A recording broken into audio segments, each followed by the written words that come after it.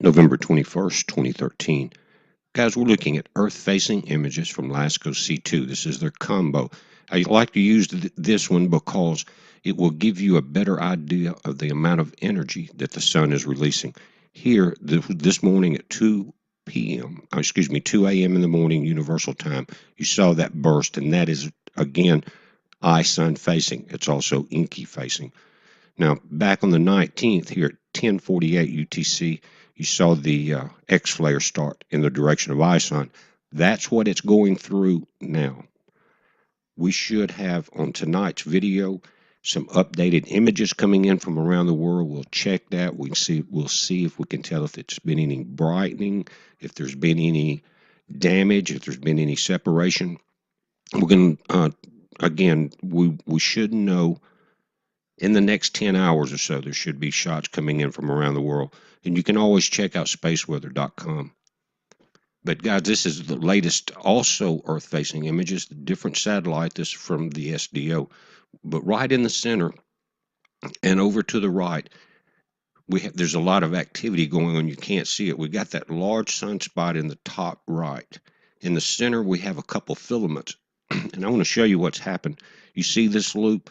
That's the two sunspots that's been reacting together. We had this flare this morning. After that, it was not just a flare, it was followed by a coronal mass ejection.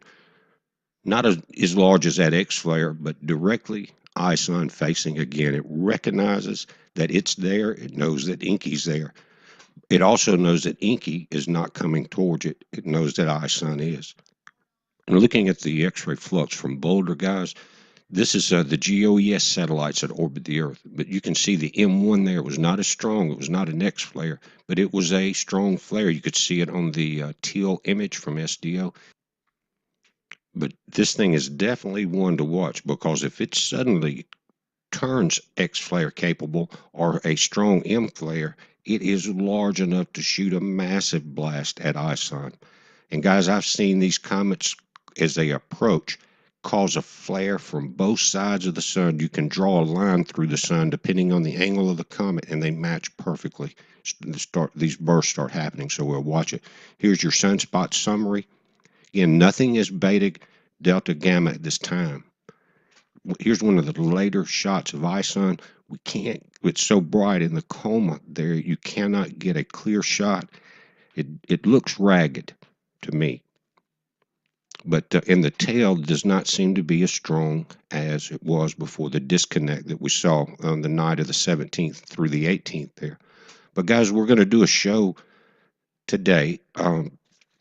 It's from 11 till 2 p.m. Central Time on Paul Begley's show, and I'll put a link to it. You guys be safe.